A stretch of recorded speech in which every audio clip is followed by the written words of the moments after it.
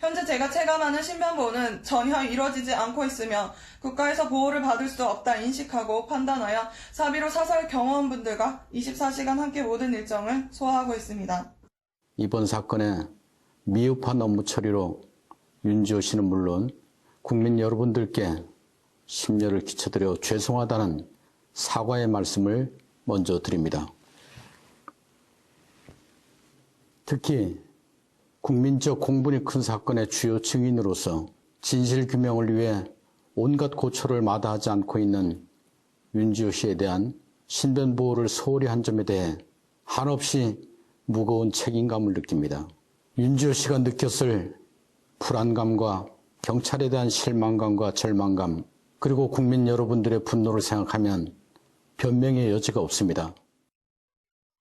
홍 기자님, 윤지호 씨가 청와대 청원을 냈는데 서울청장이 곧바로 좀 대답을 해줬네요. 네, 뭐 그럴 수밖에 없는 게 순식간에 20만 명 넘었고 지금 현재는 한 28만 명도 넘었습니다. 그러다 보니까 이제 답변이 의무적이잖아요. 그래서 이제 직접 답을 한 건데 이 일은 지난달 30일 새벽 한 오전, 그러니까 5시 55분경, 6시 좀 못 돼서부터 일어났는데 그전부터 윤지호 씨가 이렇게 벽 속에서 뭔가 귀에 거슬리는 기계음이 들리고 화장실에 그 환풍기가 있는데 환풍기 줄이 끊어져 있고 그리고 또 이제 그때도 화장실 그 천정에서 그런 똑같은 벽 속에서 들렸던 것 같은 기계음 소리가 났다고 합니다. 그래서 신변의 위협을 느껴서 이 호출기를, 비상호출기를 눌렀는데 무려 이제 3번을 눌렀고 근데 10시간이 지나도록 경찰이 오지도 않고 이제 그랬다라는 거죠. 이제 이 부분에 대해서 그래서 저는 윤지호입니다. 이런 제목으로 청와대에 글을 올린 바 있고 이게 이제 많은 국민들이 공감과 지지를 보내고 있는 상황입니다. 근데 앞으로 보호를 잘 하겠다고 하는데 잘 할 수 있을까? 왜냐하면 지금 안전가옥에 들어가 있는데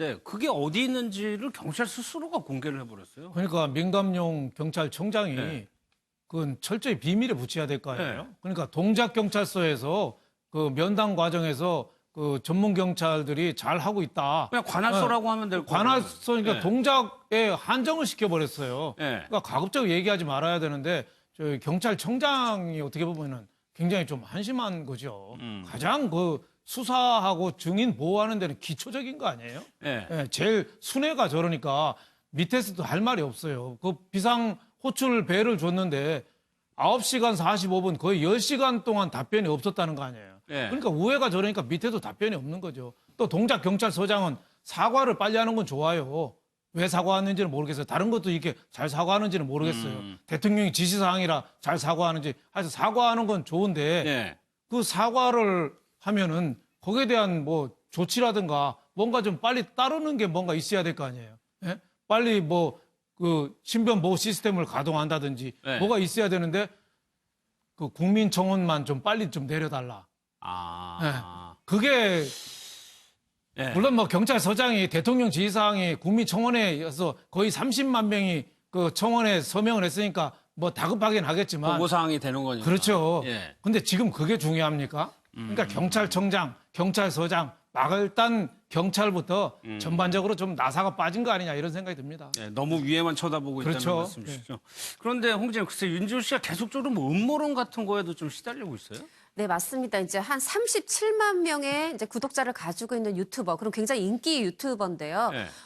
그 어떤 특정 인물이 윤지호 씨를 향해서 이제 얘기를 한 겁니다. 아, 지금 이게 우리 국민 말하자면 혈세 들여서 당신을 이게 보호할 일이냐. 그리고 분명히 윤지호 씨 뒤에는 어떤 뭐 친북 뭐 세력, 뭐 좌파, 뭐 이런 식의 얘기를 하면서 뭔가 뒤에 배우가 있다 이런 거를 인터넷 방송을 통해 주장을 한 거예요. 근데 이런 부분을 다른 사람이 이제 윤지호 씨한테 아 지금 이런 얘기도 있습니다 하고 이제 말하자면 알려준 거죠. 하다 보니까 윤지호 씨 입장에서는 지금 10년 만에 처음으로 경찰 신변보호 받게 됐는데 그것도 지금 안전해 보이지도 않고 그런 와중에 뭐 물론 누구나 다 지지를 하지 않을 수는 있지만 이렇게 공개적으로 대대적으로 음모론, 배우론을 제기하면서 공격을 하다 보니까 정말 평범하게 지내본 지가 언젠지 모르겠다. 하루도 편한 날이 없다라고 하면서 본인이 한 행동에 대해서는 책임을 져야 할 거다. 선처는 없다. 이제 그런 말로 뭔가 법적인 대응을 하겠다라는 것을 시사했습니다. 그러면 손정혜 변호사 이게 고소를 하겠다고 하면 어떤 게 적용이 될 수 있을까요? 그러니까 지금 이 배우가 있다. 그러니까 불순한 목적을 가지고 어찌 없는 사실이 있는 것처럼 뭐 허위 가정한데 이렇게 계속 루머를 양산하는 분들이 있습니다. 예. 마치 뭐 어떤